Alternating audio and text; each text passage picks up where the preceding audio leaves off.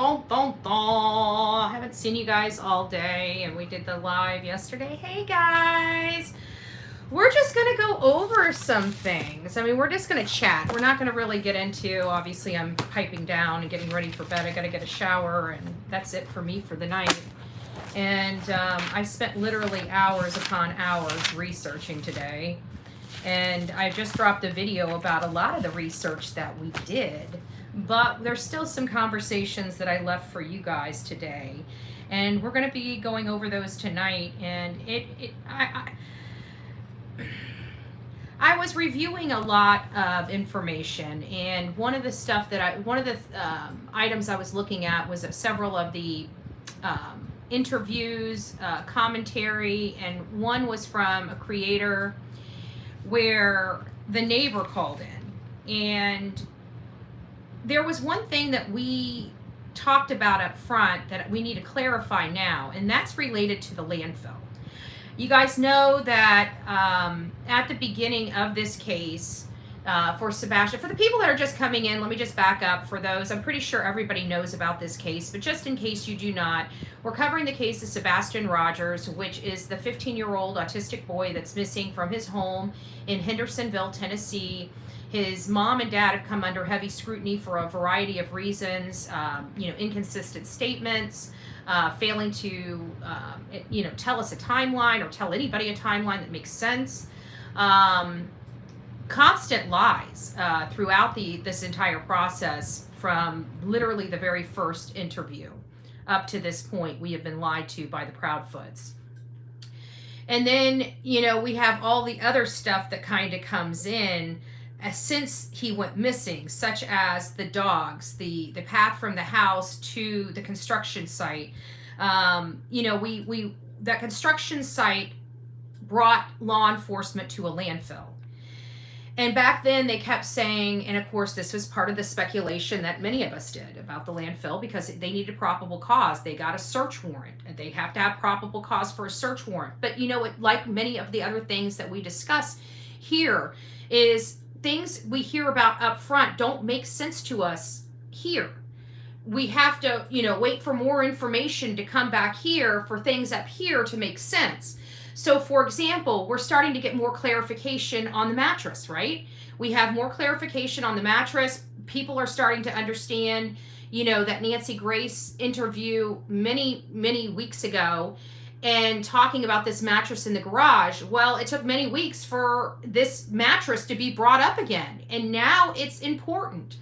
So I think it's like that with this landfill as well, but in the opposite direction. At first, when they went to the landfill, we truly believed that this was a point of, concern, which it is a point of concern, but we didn't believe law enforcement, right?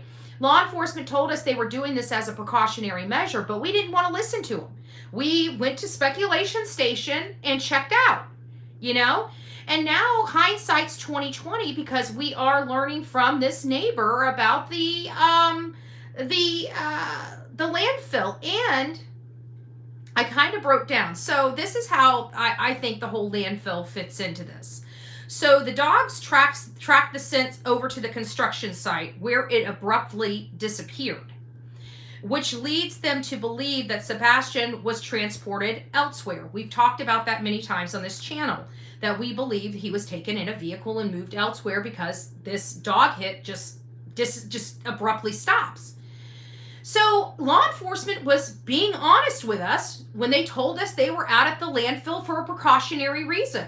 They were just clearing it off the list because that scent abruptly stopped.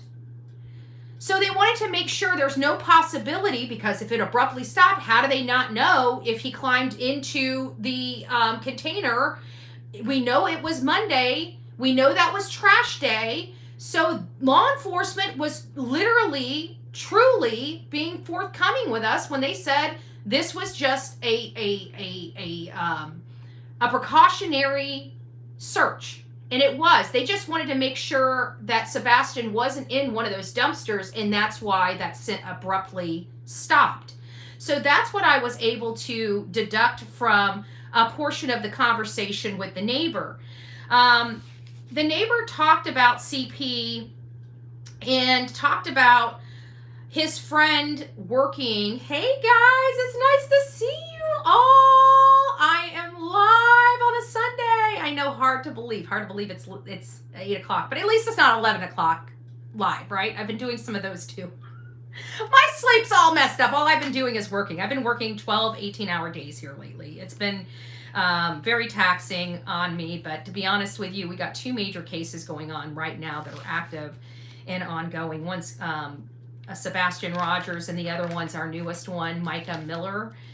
We just set up, now that I've got some people coming in here, guys, and my mods can throw it in the chat, we have just set up, because of what I'm about to set forth here and outline for you guys on this live, I truly believe there's enough information for me. And remember, it says Bullhorn Betty on it, so I'm not going to ask permission for this. And people can tear me up all they want. I don't care. I don't care. I have personally justified in my mind that there was enough abuse in this house to believe that Sebastian was being abused. Period. I definitely know he was being abused by Christopher Proudfoot.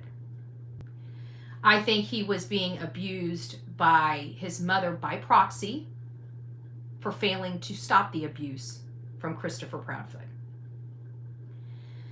Because of that, not because I think that they did something with this boy, which I do, but because of those issues and those issues alone, I am now seeking justice for Sebastian Rogers. I have now opened up a Facebook group. There's a few reasons why I opened this Facebook group up. I'd rather not disclose one of those reasons publicly right at this moment. But I think it's important that we have justice. I think that, finding and unexplained and mysterious disappearance and all this other stuff does not justify what we're dealing with here. I think we need to have more appointed conversations directed at what we are finding here, because we are finding some stuff out. The neighbor that spoke to this creator, I don't know. Some of the stuff they witnessed themselves, some of the stuff they've heard from other people. This particular neighbor was very clear in trying to decipher which is which. So I thought that was really interesting. But this neighbor does have a friend that does work at the Texas Roadhouse, Roadhouse. This person was not there the night that all this, February 25th, but actually describes an event that happened 2 weeks earlier. We were told that Christopher Proudfoot had not come home at all since he left at the end of January or beginning part of February. That has been debunked by this neighbor. This neighbor says that Christopher Proudfoot is a drinker, on the heavier side of drinking. Doesn't ever seem to be very jovial or friendly. Both neighbors, it sounds like, on the right of Christopher Proudfoot and on the left of Christopher Proudfoot do not like Christopher Proudfoot, have not liked him for a significant amount of time. He's one of those neighbors that when you ask him what he's doing, how he's doing, he's just nasty. It sounds like he's nasty to a lot of people, not just Sebastian. It seems like Sebastian got the brunt of it because he was the one that aggravated Chris the most. He had no patience. So he describes that at this eating out event at the Texas Roadhouse, so it must have been a place they enjoyed eating. It sounds like they were there, regularly. A few weeks before Sebastian came up missing. And apparently, a few weeks before that, Sebastian Rogers wanted something that wasn't on the menu, or something that they didn't have, or something to that effect, and may have gotten a little flustered. But Chris got very, very angry and ended up immediately leaving. 2 weeks before, and this was 2 weeks before, and CP is there. So he told everybody that he hadn't been home for a significant amount of time, but that kind of debunks that statement. Because this person was adamant, and I mean adamant, that this event happened 2 weeks before Sebastian disappeared. So that tells us a few things. It tells us the rumors that we were hearing that that Chris only came home when Sebastian was at his father's house doesn't seem to hold water, because later in this interview, and you guys can hear this yourself, and it is at the about the 42-minute mark in this interview, and that's where they talk about how the only strange thing that happened that weekend is Christopher didn't come home. And as if you watch my prior video, then you know that to me could imply premeditation. Now, out of respect, because I do value all of my mods, and I do value all of my mods' opinion, and one of the great things is we don't have the same opinion about we have some of our opinions are in line with others, but there's things that are tweaked here and tweaked there. And so one of our beautiful mods, Pebbles, I reached out to today because we learned that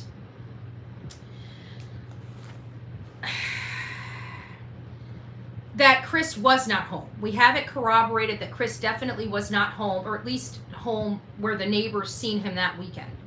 And like I said, at the 42-minute mark, it was stated that the only odd thing was he did not make it home that weekend. So since Pebbles is kind of on a different realm but the same, she believes Katie Proudfoot was the one that lost her cool. Pebbles thinks it's Katie Proudfoot that just snapped. And so with Chris not being home that weekend, and there being a possibility of this premeditation aspect, I wanted to find out, more information on Pebbles' theory about Katie.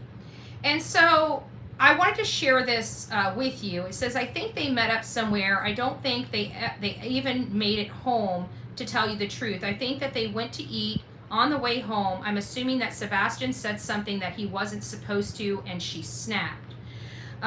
Don't forget the mom's car was close by the neighbor's house, and also wondered if the mother's car, if they had used the Kathy Bowersock's car in the commission of this in any aspect.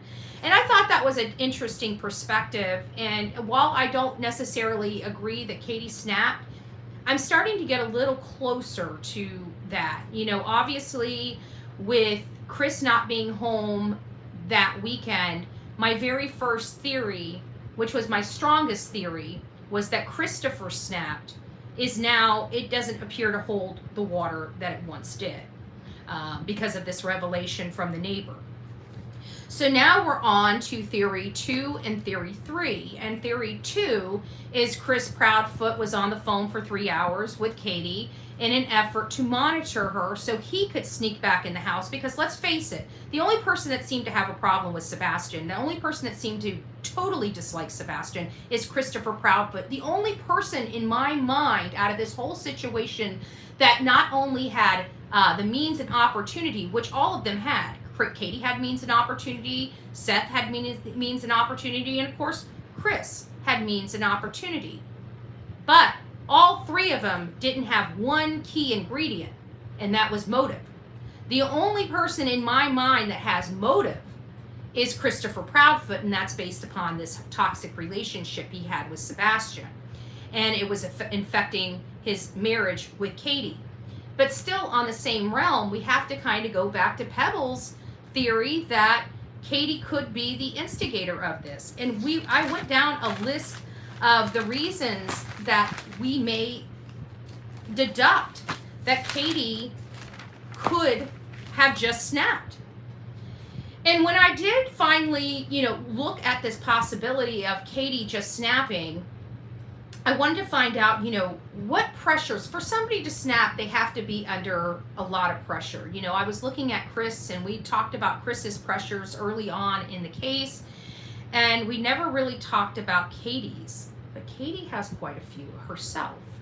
Katie has quite a few herself. I'm just going to take a little a little break here just to kind of go into the chat and say hi to everyone.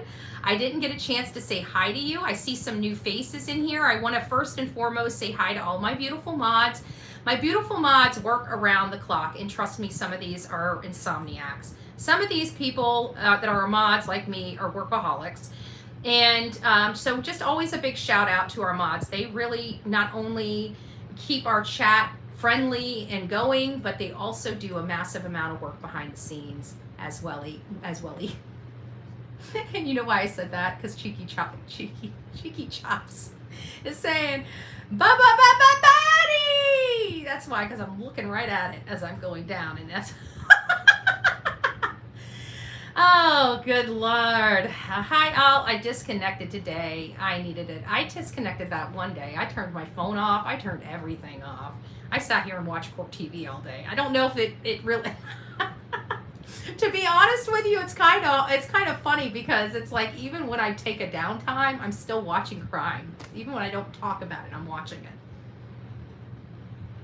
Colossal popcorn ready for 3:30 a.m. Hi all. We are taking bets on how long the chat can stop Tony crying. Is Tony crying? Is that what's going on? Because I heard some rumors that everybody's kind of flocking away because Tony kind of got in. I think people have too much peeing contests in this genre. I don't care. I don't care who's speaking for who, as long as they're doing their job. I'm a results person. I'm one of those people that believe in underdogs, okay? Just because I think the underdogs are overlooked so much. These are people that aren't the professionals, that don't have the repertoire or anything like that, or have the, sometimes the people that don't do things professionally are sometimes the best people for the job. I'm sorry. I'm an honest person. I looked at Tony Mathis. I don't know the guy. But I'm not going to judge him, by his past. I mean, good Lord, if we were judging people by their past, I would be horrible, right? I mean, look at one of the creators themselves. A freaking felon that spent 10 years in prison is sitting there talking down about Tony Mathis's past. A person that literally has a past. So it's a little, I don't know what to think of Tony, but I gotta think bigger that, he's been thrown into a very toxic situation, and I'm sure he's probably just trying to find his footing. I know that, for me, whenever I start a new job, it takes me a good solid 2 weeks to get a footing and to get balance, to get, a solid foundation at a new job or a new position. Now, granted, he's not giving up his job or anything like that. It sounds like he's doing this voluntarily, okay?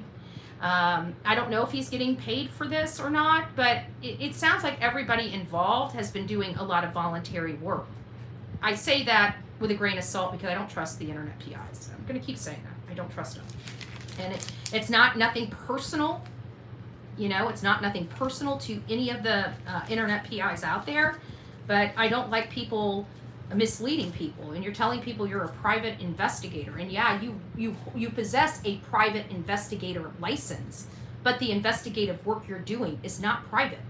And I think it's a disservice to imply that you're a private investigator when everything you find you plaster online. That's not private.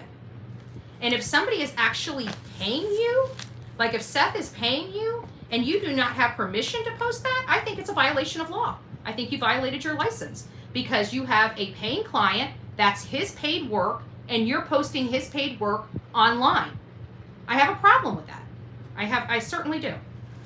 But let's look at the aspect of Katie Proudfoot. When Nancy Grace asked her, what did you do before bed? And we went over this in the interview, but I want to open this up for debate and conversation.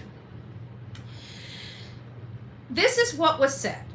If we're exploring the Katie Snap theory, let's look at that. And I think we went over that.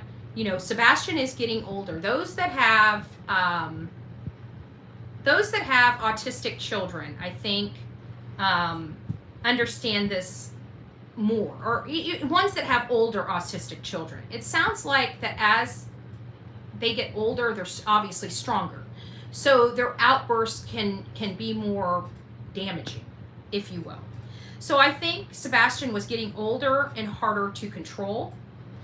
That is a stress on Katie, I'm sure. You know, her looking at this and seeing how out of control things are spiraling and knowing she's going to have to deal with this the rest of her life.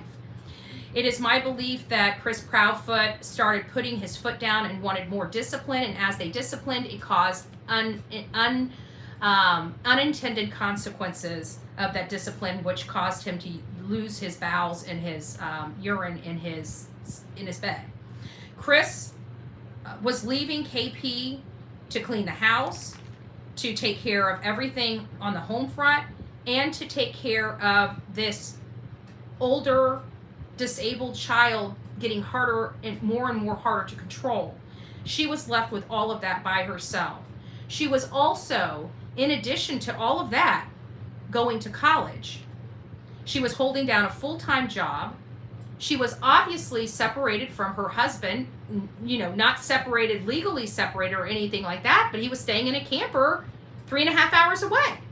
And whether it was for work or because they're having some animosity in their home, it doesn't matter. Her significant other is not there in her home. Therefore, she's missing all of that daily support that he could be, the emotional support that you need from your spouse. So she has the loneliness that's setting in. And then she has to choose between the loss of her husband or the loss of her own child. And Chris Proudfoot had already approached Seth to take the son. We heard early on in the case, Chris telling Katie, I hope you choose your son. But there was definitely some major issues here if we're looking at the aspect of Katie being the instigator and the culprit in your theory. If that's your theory, you know, there is enough here that could show that a lady is under a massive amount of stress. And I can tell you stress, hopelessness, helplessness, anxiety, it is some of the worst things that you could ever deal with. It is absolutely, and I can tell you that from pure experience. It is absolutely the most difficult thing you can ever walk through. And you are doing it 100% alone because you are fighting alone. Nobody knows. And the people that do know, sometimes, to be honest with you, don't care or don't want, it's not that they don't care, they just don't have any room for your problems as well. Right? So she's suffering most likely with all of this in silence. So could she have been a volcano ready to erupt? Yeah, she could have. And then you take her dysfunctional childhood. This could have been a very toxic situation if she just lost it. She looks like she can handle herself. It looks like she could be mean and nasty sometimes. The only thing that gives me hope with Katie that she didn't have any involvement in this is hearing the neighbor talk about how Chris turned the pressure washer onto Sebastian. Now, I'm unclear. You guys will have to research this yourself, but I'm unclear if I didn't write it down. That's why I'm unclear, and I can't remember off the top of my head. It's getting late in the day, and I've been up for a really long time doing a lot of research. I can't remember if they said that he was pressure washing his car or the RV. Okay, so you know, I don't think it makes one difference whether it was the truck or the RV or the camper, rather.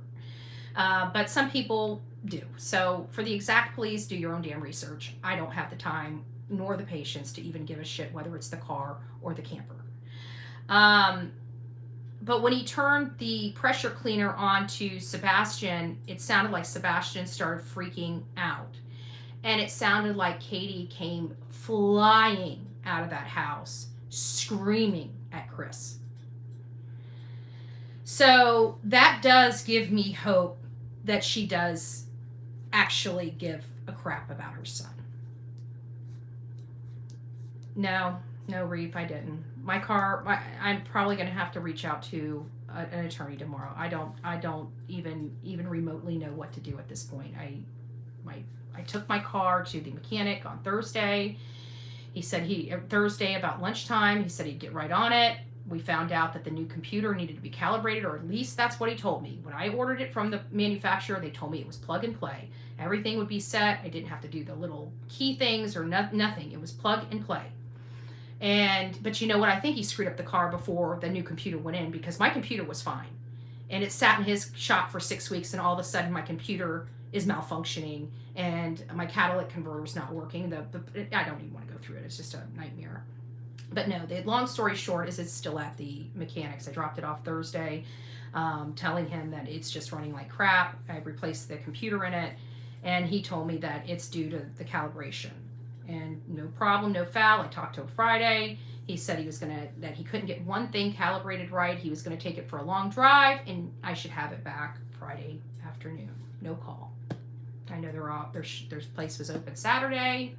I'm not one that's gonna sit there and start blowing your phone up. I don't do that.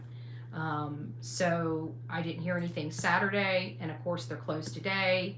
Will I hear anything Monday? I don't know. He kept my car for 6 weeks and barely even talked to me.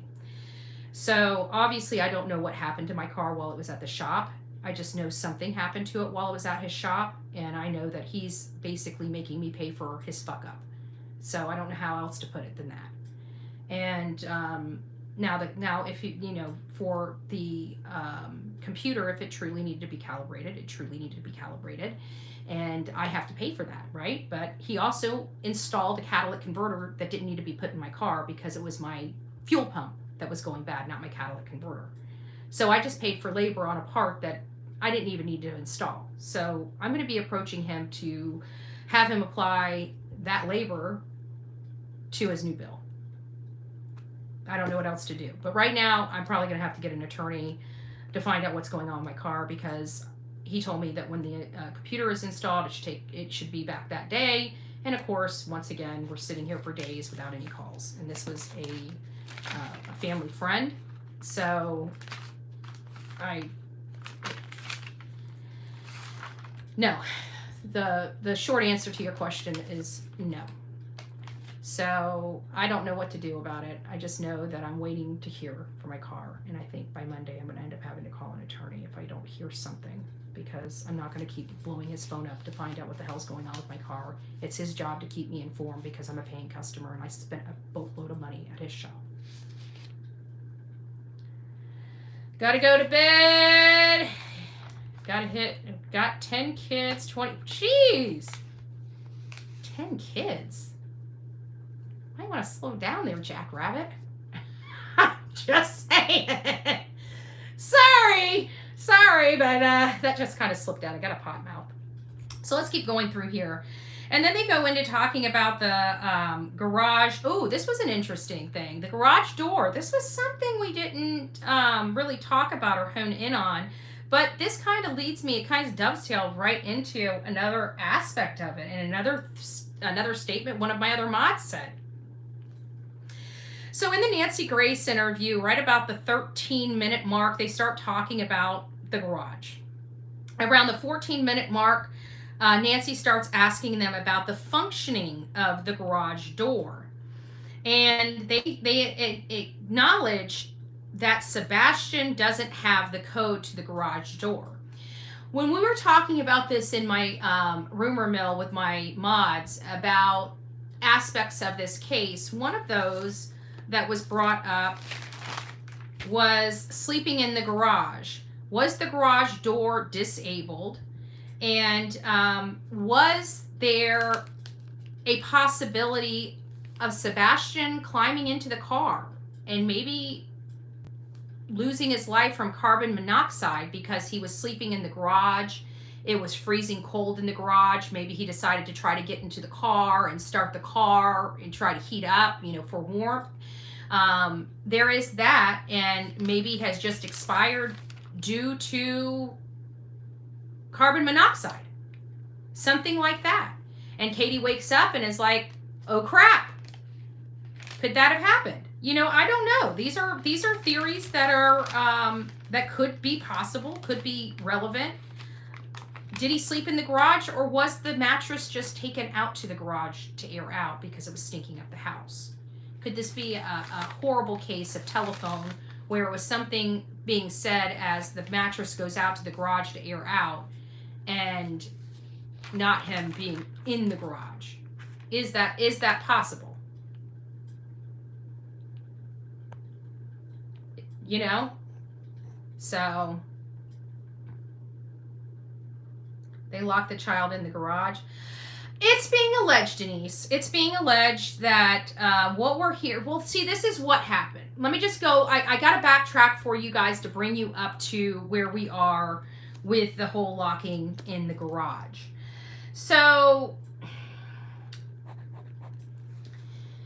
we learned during the Nancy Grace interview that she asked them about some type of furniture. And the furniture that he said they have a mattress in the garage. Well, here recently there was a statement from some neighbors that came forward that said that Sebastian, as punishment, was being forced to sleep on a mattress in the garage. How is this important? We got to take you back further than that. So we learned on Smiley's world that she just point blank asked Chris and Katie had CPS been involved at all in anything. And Chris brought up, yes, they had. And he brought up a belt incident. And he brought up the fact that it was an embarrassed 15-year-old boy. He was being disciplined. And CPS was called out there. And the CPS worker basically told Sebastian that you're making false allegations and you could get in trouble for that. None of us have ever heard any CPS worker talk to an autistic child like that. That's Chris's story. I say it's full BS. But either way, that was his statement. I have no way of corroborating whether that is true or false.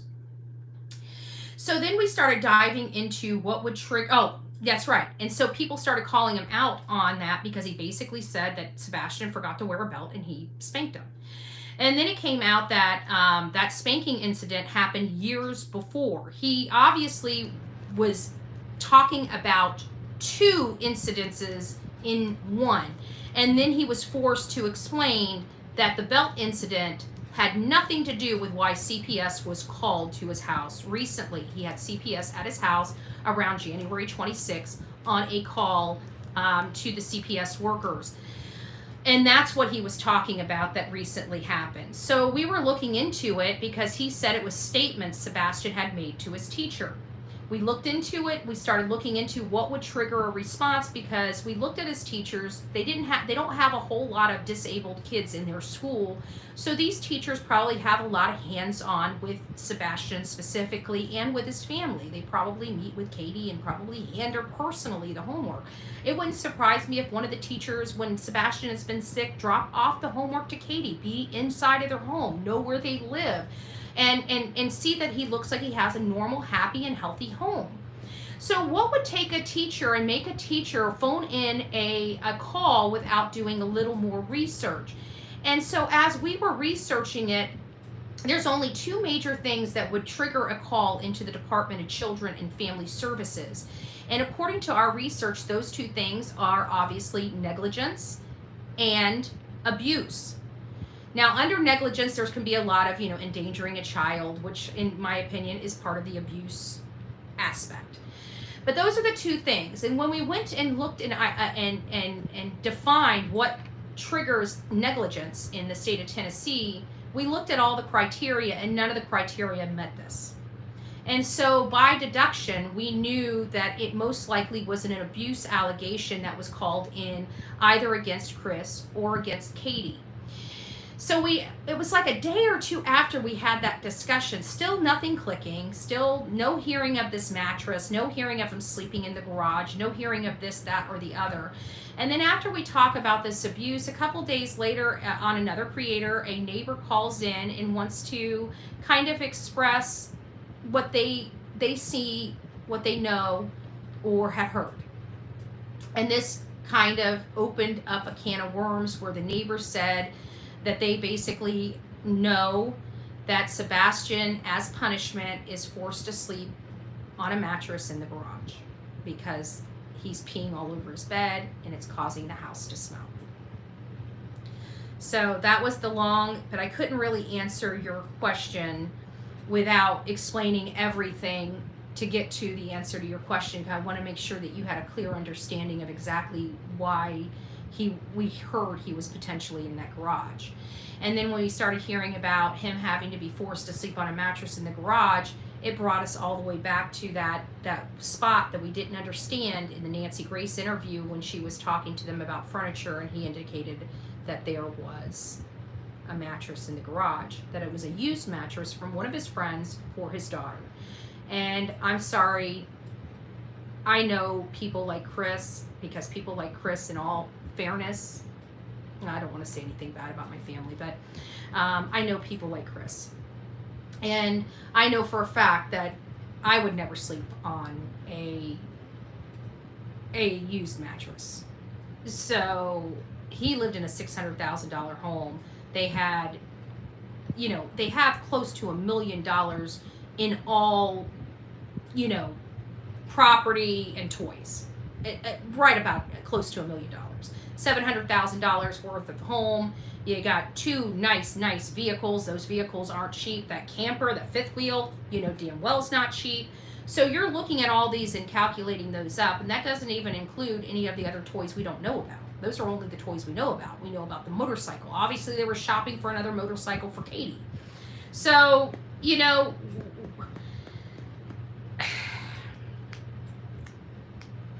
they just don't buy, or they just don't use used mattresses. Not for their children, not for themselves. If it was for a dog or a spare bedroom for company or something like that, I could see that happening all day long. But for the apple of his eye, his baby girl, I just don't see it. I really don't see it. And then there was another thing that was brought to my attention, and I didn't catch it at first, and this was also, again, with the interview with Nancy Grace, and it's right about the 16-20 minute mark, 16 minute and 20 second mark rather, and Nancy asked Katie what she was going to school for, and she said business administration. This is the first time, I don't know why I didn't pick up on that at the beginning, because she's from the Navy. She's been in this electrician and this electrical type of worker and installer for so many years. And then it started sounding like she's trying to get a desk job, business administration. And then when you look back in Chris's history, you see him around 2019 going back to college to become this crane operator, a tower crane operator. And he actually went to school to have the credentialing to be the operator of that very expensive and very dangerous piece of equipment. Is it possible that Katie and Chris had a long-term plan of owning their own business and running their own business? Was that their dream? Because you saw a lot of these changes start happening just in the last few years to help them move to a different area of their life professionally. Then we get down to about 17:15, and they start talking about the noise in the room and the thud, and how Katie thought maybe he fell out the bed and hollered at him. And this is with the interview where they talk about climbing out the window, but I didn't get all the way to the end. I only got to about 33 minutes into this interview, I think about an hour interview, so I was halfway in there for like the second or third time. But I wanted to take some copious notes because there's been a lot of things that we've been circling around. It's like, did they say this? Did they say that? So I've been putting down all of this stuff. Was there, and one of the things that she asked on there, was there any family altercations? And they have been maintaining that there has been no family altercations. Remember that very first interview, the green shirt interview, where she said, well, I can understand if there had been things going on in our family for him to want to leave. Remember that shit? Excuse me, but Sonia, I love you, but that was shit. And that was all a lie. It was all smoke and mirrors. It was all to derive sympathy from us to them. And there was clearly a whole mess of stink behind both of them. And they sat up there and lied and still tried to act like they were the perfect family, and there was nothing going on behind those walls, and we're hearing all of this. And the law enforcement is trying to tell us, now that we know all of this, that there's still a possibility of him just walking out his door. Never walked out his door before, but just walked out the door. Never reached out to his dad. Never reached out to any other close family members he had. He just leaves everything, but he's so smart. This 15-year-old autistic boy thinks of covering up tracks, thinks of covering up his scent, knows to leave his switch at home, knows to leave his cell phone at home so they don't track him. I mean, this kid thinks about all of these things. Not, right? We all know that that's not plausible. Maybe he tried to drive out the thought. We would think that, but there would be damage in the home. There would be damage in the home. There would be damage to the garage door. No damage. No damage. And I think one of the other key takeaways here is that it may very well be possible that Katie and Chris truly did not have a security system in their home. Because the neighbor also clarified in the one interview he gave to the content creator that they had just recently, in the last few weeks, installed cameras around their home. And they watched them. They had 3 different Brinks trucks over there, and they wired the house up. So, you know, there are some things that we were absolutely sure happened we were wrong about. Security system very well may be one of those things that we in the true crime community got wrong. So we need to go back to the drawing board, remove the security system.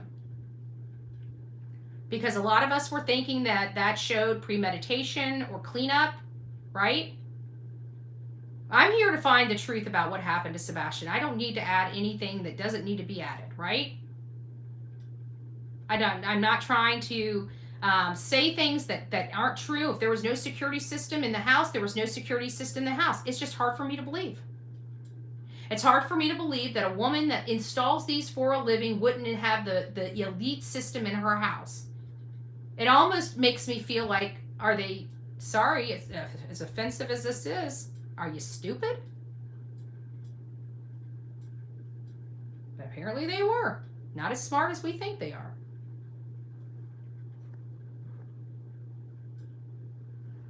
He probably smelled like urine a lot because he didn't clean himself up. This is a form of punishment too, I believe. Wow, Denise, it could be. You know, now that we know, now that this illusion has been removed from us, that Katie and Chris are these, you know, and listen, I want to put this out there, and I think every parent that hears me say this is probably going to appreciate this. No parent does parenting perfectly. I'm not a parent. I'm a grandparent, and I can tell you, me being a grandparent, I have not done grandparenting perfectly. I can tell you my parents, they didn't do parenting perfectly. I don't think there's any perfect parent out there. And I'm sure that there's a whole host of people that make mistakes, even ones where they lose their temper and they hurt their child and don't mean to. Okay. And truly it happened one time and probably would never happen again. But those types of things have happened. And I do believe that parents, you know, at some points can just lose it. And I don't think that they should be punished because they just lost it. You know, they just had too much. As long as they don't hurt their child, you know, losing it and hurting your child are 2 totally different things. You can lose your stuff without hurting a child. So, and I'm pretty sure a lot of parents out there probably know. I'm sure there's been whether you want to acknowledge it, admit it or not. I'm sure there's been a time when you've knocked something over and broke it. And because you've gotten so angry. I'm sure there's been a time that you picked a book up and threw it. I'm sure there's probably been a time that you knocked yourself in the head, you know? I don't think parents do things perfectly, so I don't want to, you know, punish or put a negative mark over here for this or over here for that. For normal parenting. We're going to make mistakes in parenting. We're not going to be perfect.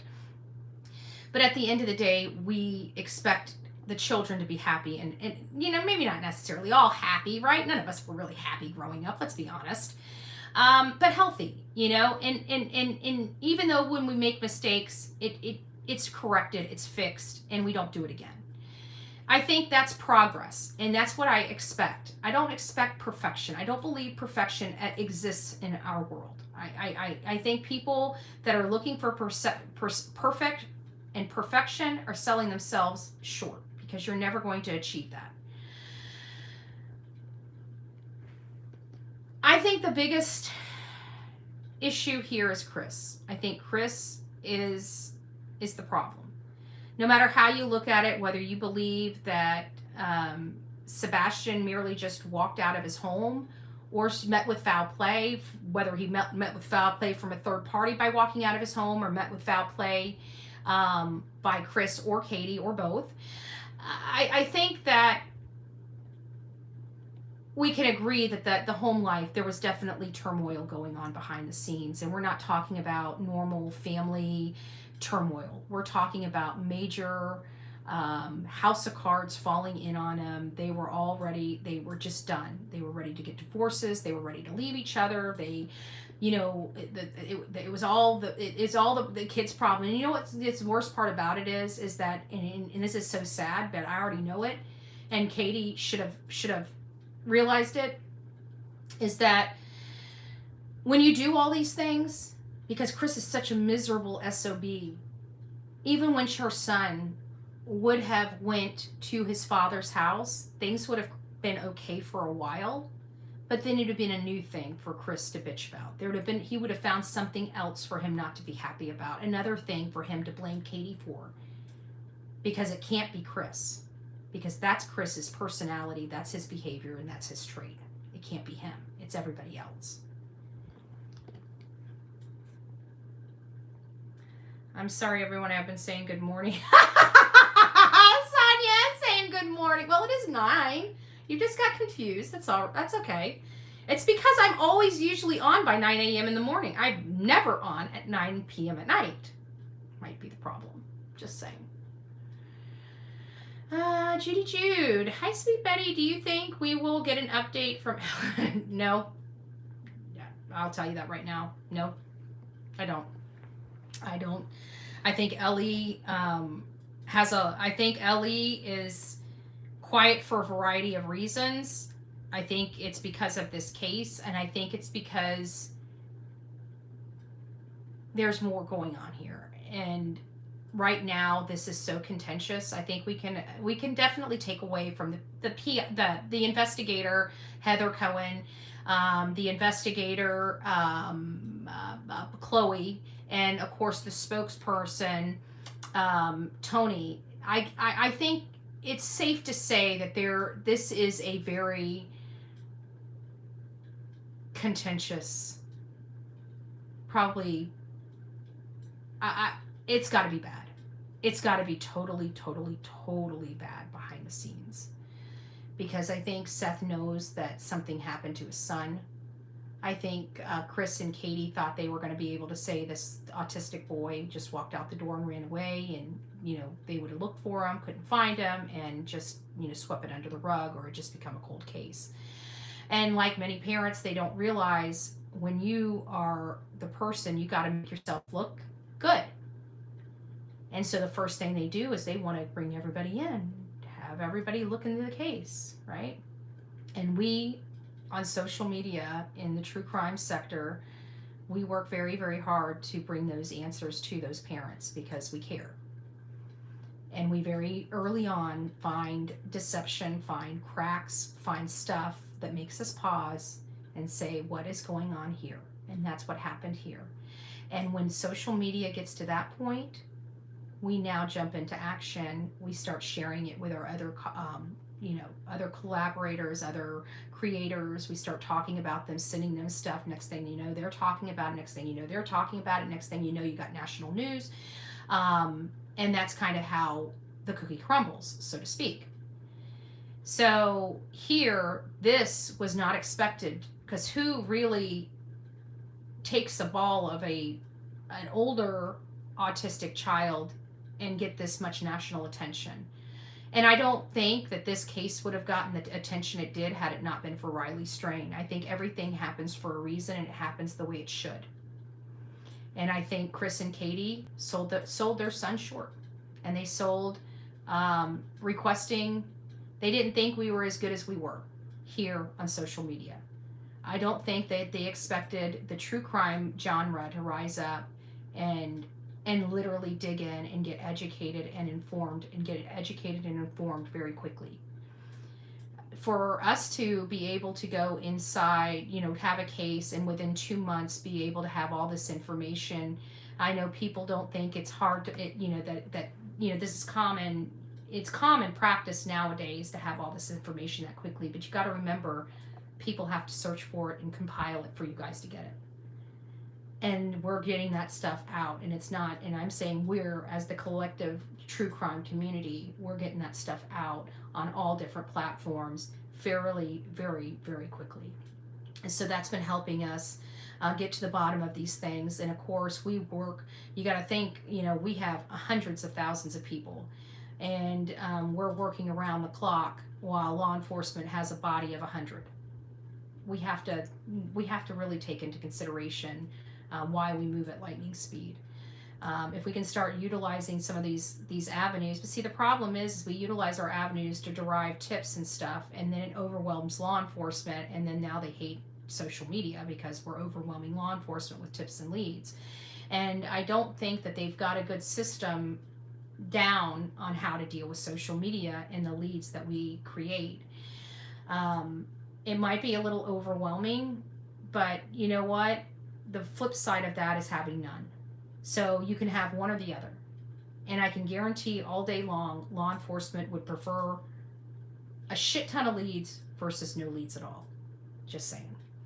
All right, guys, that's really all I have for you guys tonight. Let me just go through here. KP would have been raising that girl because he worked out of town. I know, he would want her to, man. Social media has been out long enough. They should have something better in place. Yeah, I agree, Half Pint. I agree. Coming, every single press conference bitching about social media, it's just making them look like assholes, to be honest with you. So I hope law enforcement starts getting it right. I hope law enforcement starts realizing that, dogging, this is what I found out being a social media creator. And it's not me doing it. It's just, and don't kill the messenger. Dogging or disrespecting social media doesn't work for law enforcement. It doesn't work for criminals. It doesn't work for anybody, because what ends up happening is you piss people off, and because we're web sleuths, we prove you wrong. If you're going to call us a liar or tell us that we're going to prove you wrong. And that's the problem I think everybody has, is they think they can just come here and say, oh, it's social media's fault, and social media will rise up and put it right back in their lap. And so I think that instead of having the peeing contest, I think maybe working with social media to streamline the process, maybe having something separate for social media leads. I think there's some other different policies and procedures that can go in place to help maintain. Maybe even something as did you hear this? Something as simple, do you have firsthand knowledge of this, or did you hear this from somebody else when providing the lead, right? And if you heard it from somebody else, you provide who you heard it from. Maybe something along those lines, but this is what I want to caution everybody with. I know that there is a huge spirit box genre on here and psychic genres on here. And as much as you guys believe in them, and I'd never take that away whatsoever, law enforcement does not. Okay? It's just the reality of the beast. They do not believe in psychics. They do not call psychic leads into them. You do not call them in. I don't care if they are plain as day. I don't care. Do not call psychic leads in. They will not take them seriously. Don't do it. It's a waste of your breath, and it's a waste of their time. They want legit first-hand or second-hand information. They don't want no-hand information. Okay, and a psychic in all reality is no-hand information, because they're envisioning this. They have no personal knowledge, direct knowledge, third-party knowledge, fourth-party knowledge, fifth-party knowledge, sixth-party knowledge, seventh-party. They literally manufactured it you know, and whatever reasons they do, you know, and I say manufactured, and if that offends people, I don't mean it like that, but you know what I'm trying to say, I hope, is that it comes from up here, not from here, here, or here. You see? So it's not that they're bad, and it's not that I would ever want you guys not to listen to them or not to take their maps and look at them and really give them your all. I've done it myself. I'm just telling you from my own personal knowledge how law enforcement treats those. Okay, so there's no point in even calling him. That's not me asking you that, or me disrespecting psychic and spirit box leads. That's not me doing it. So again, don't kill the messenger. I'm just telling you the truth. Law enforcement doesn't want to hear it. And so if you call them in, don't call in psychic leads. Please just don't call in psychic leads. I think that's really getting under their skin. In general, no, Ellie does not like it, but there's a couple of detectives out there that work with a particular psychic. Oh, I agree. There are some that actually, listen, I love law enforcement when they do think outside of the box, or do go to, say, somebody like a psychic or something like that. I you know, even though it may not be fruitful, I think for me, it shows me they're willing to do anything to find the answers. If anything could give them a nugget, right? Why not? Why not? What could it hurt at this point? You know, that's kind of my mentality of it. So I do know that there are law enforcement agents that will take into consideration, but they're usually speaking with that psychic themselves. These psychics are not calling in their leads. Other people are calling. If they really had legitimate leads that they thought were legit, they would call those leads in themselves, not their audience. Okay? So there's that. Again, don't call psychic leads in. Don't call anything you hear on social media in. If you do not have first-hand, second-hand, or third-hand knowledge of a specific thing, if you have no involvement in it, no players in it, there is not one piece of information that you could potentially have unless it's on your camera, but then it goes back to having first-hand knowledge. But that's one of the things that are upsetting law enforcement. We hear it over and over and over again about law enforcement saying, don't call us in because you hear it from social media. That's probably why they're upset with social media, is because audience members are watching us, we're speculating, or we're theorizing.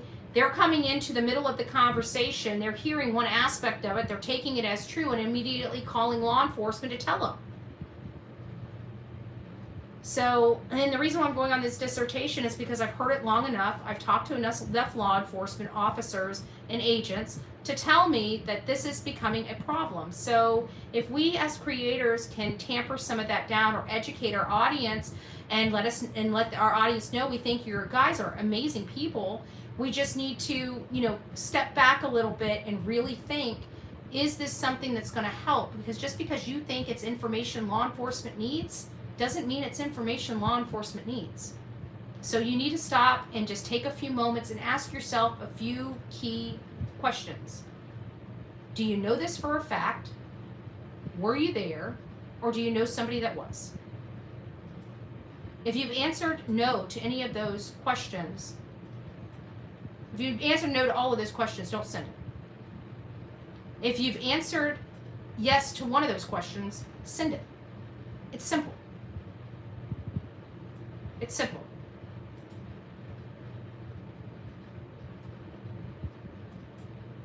Didn't you call in on baby Quentin's family and not have any proof? Northern? No, actually I didn't. I've only called law enforcement out there one time, and that's when Billy Joe stole my signs, and that was live on my, but no, you guys and your people called law enforcement. You're the ones, you know, your little channels, the hate channels, that kept calling law enforcement over and over and over again and jamming up their phone lines. That came from your side of the street, babe. It sure did. And I got proof. Because I did the record request. Because you got to remember, I'm going to court with somebody. So all of this stuff is going to be used against her. So we absolutely know how many calls were made. We absolutely know all the phone numbers that made those calls. All recorded. I want to make sure that that's clear.